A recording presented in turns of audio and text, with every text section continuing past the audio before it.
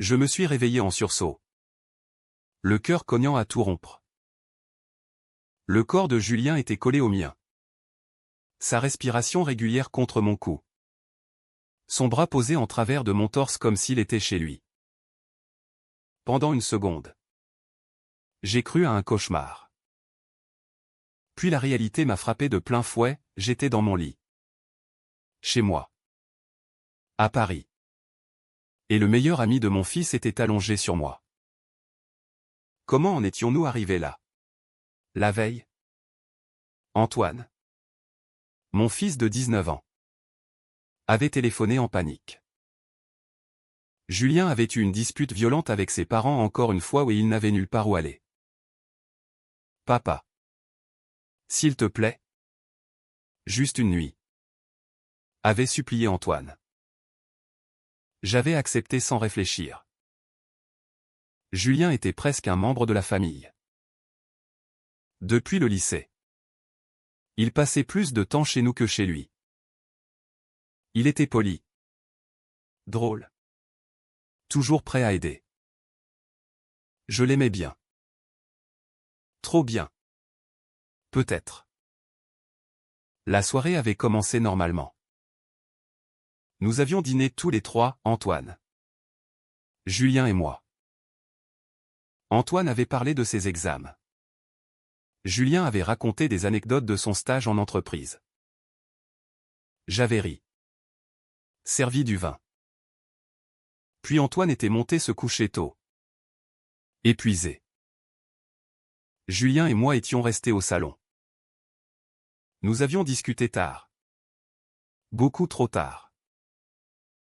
Il m'avait confié des choses qu'il n'avait jamais dites à personne, la pression de ses parents. Son coming out raté. La solitude qu'il ressentait même entouré d'amis. Je l'avais écouté. Vraiment écouté. Pour la première fois depuis le divorce. Quelqu'un me regardait comme si j'existais vraiment. À un moment, il avait posé sa main sur la mienne. Juste une seconde. J'avais retiré ma main. Mais lentement. Trop lentement.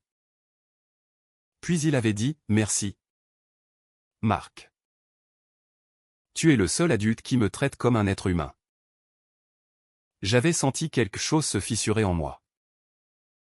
Une fissure que j'avais toujours ignorée. Quand il avait été l'heure d'aller dormir.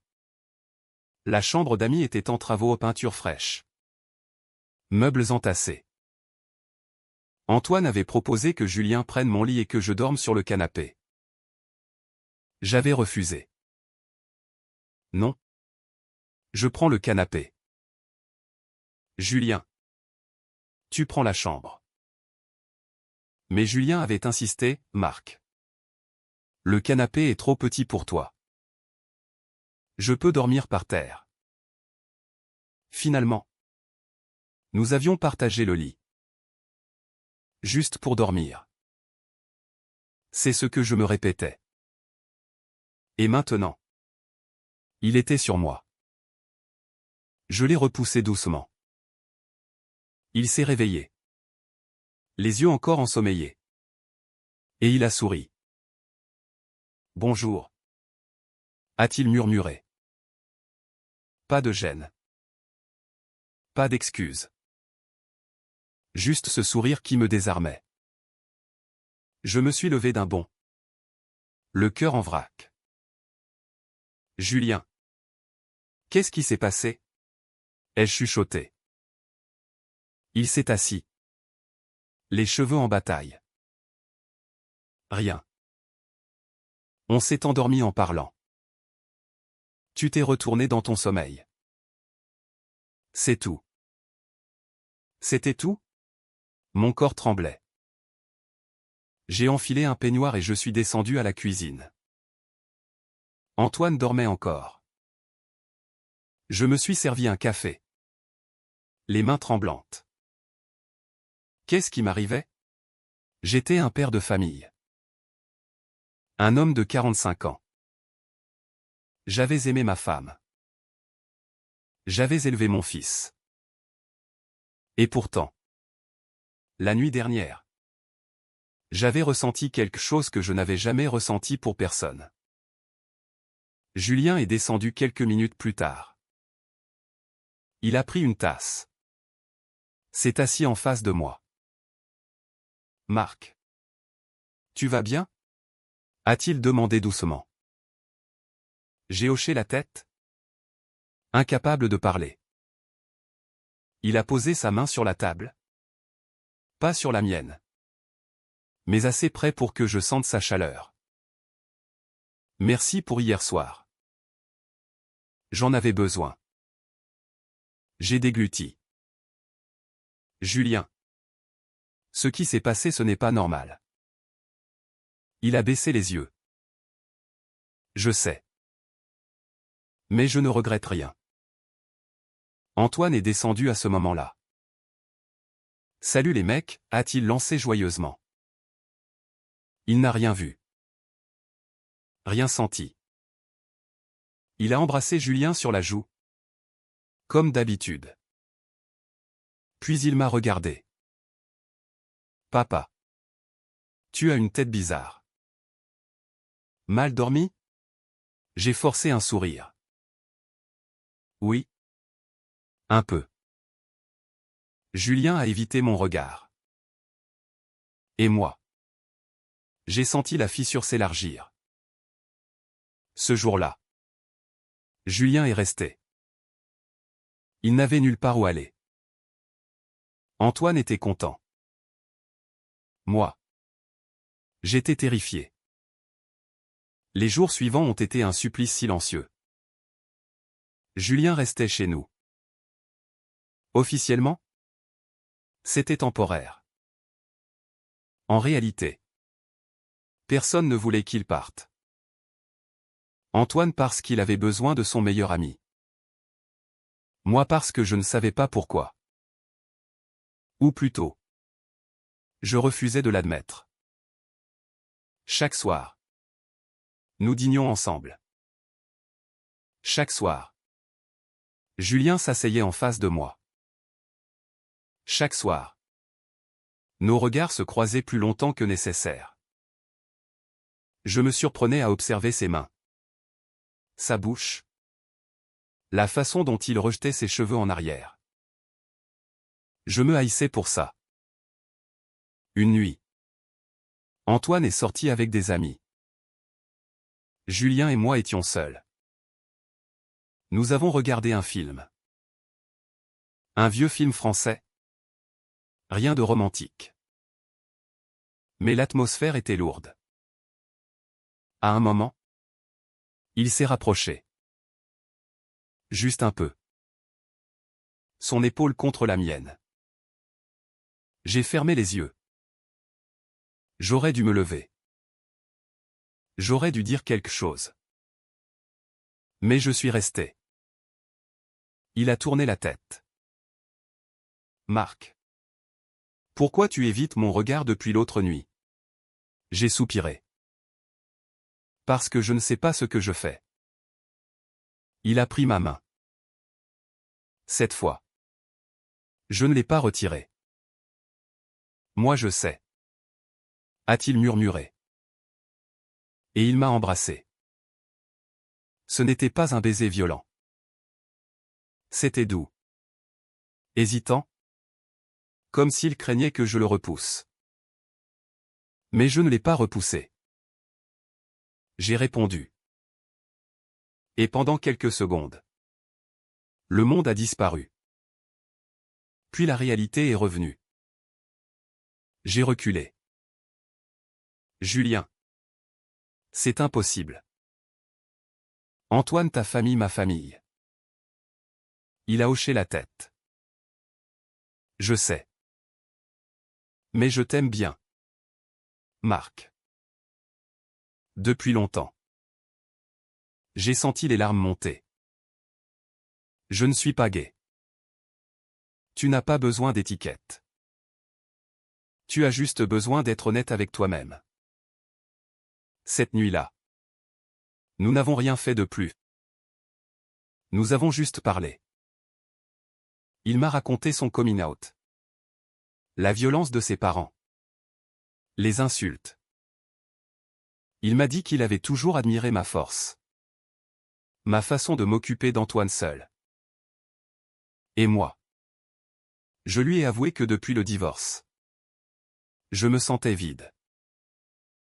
Que je n'avais plus touché personne depuis 5 ans. Le lendemain, Antoine a remarqué que j'étais distant. Papa. Tu es bizarre ces jours-ci. C'est à cause de Julien? J'ai sursauté. Non. Pourquoi? Je sais pas. Vous êtes tendus tous les deux. J'ai menti. C'est le travail. Mais le soir, Julien et moi nous sommes retrouvés seuls à nouveau. Et cette fois, nous avons franchi la ligne. Pas de manière spectaculaire. Juste un baiser plus long. Des caresses hésitantes. Et j'ai senti quelque chose que je n'avais jamais ressenti, la paix.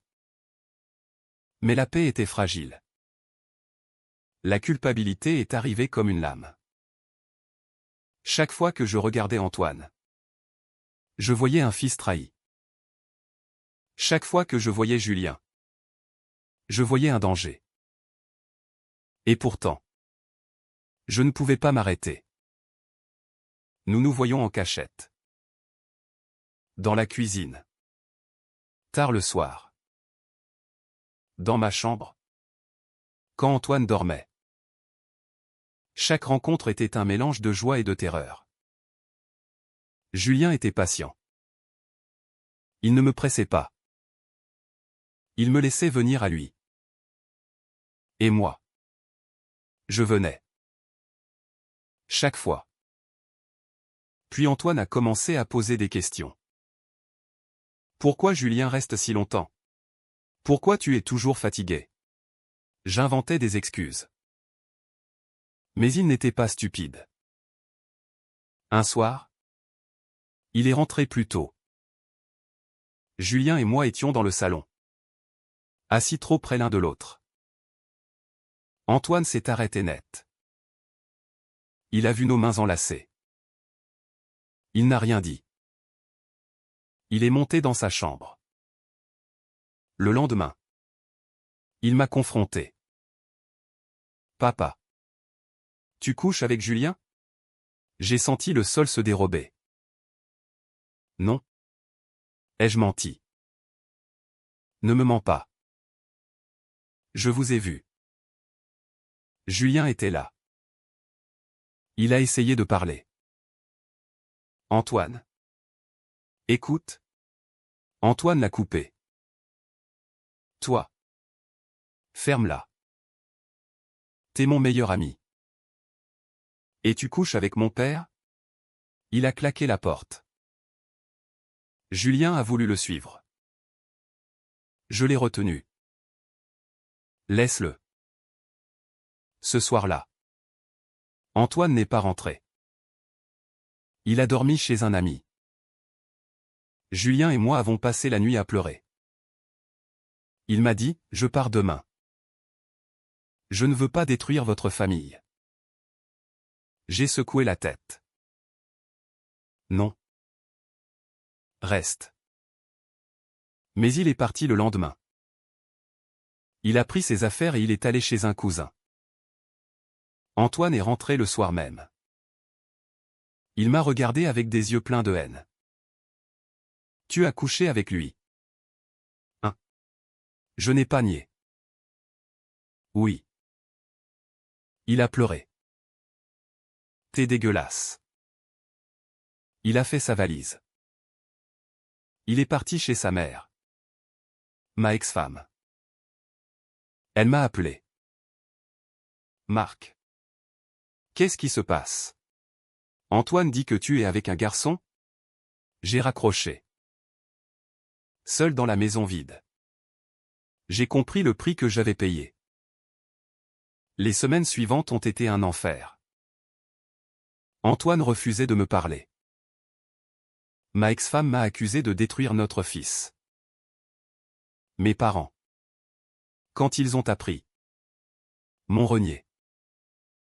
Tu nous fais honte. Ont-ils dit. Julien m'envoyait des messages. Je suis désolé. Je t'aime. Je ne répondais pas. J'avais trop honte. Puis un jour, Antoine est revenu. Il s'est assis en face de moi. Papa. Je veux comprendre. Nous avons parlé pendant des heures. Il m'a dit qu'il se sentait trahi. Mais aussi qu'il avait peur de me perdre. Je lui ai raconté tout, le vide après le divorce. La solitude. La façon dont Julien m'avait fait me sentir vivant. Il a écouté. Il a pleuré. Moi aussi. Je ne peux pas accepter ça tout de suite. A-t-il dit. Mais je ne veux pas te perdre. Julien est revenu. Pas pour vivre avec nous. Juste pour parler. Antoine l'a regardé. Tu as brisé ma confiance. Mais je vois que mon père tient à toi. Julien a baissé la tête. Je ne voulais pas te blesser. Antoine a soupiré. Peut-être qu'un jour je pourrai pardonner. Mais pas maintenant. Les mois ont passé. Antoine a commencé à me parler à nouveau. Lentement. Julien et moi avons essayé de reconstruire quelque chose. Pas une famille. Juste une relation. Difficile. Douloureuse. Mais réelle. Aujourd'hui. Je vis seul. Julien vit seul. Nous nous voyons.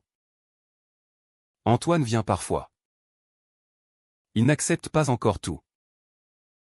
Mais il essaie. J'ai perdu beaucoup. Ma famille traditionnelle. Ma réputation.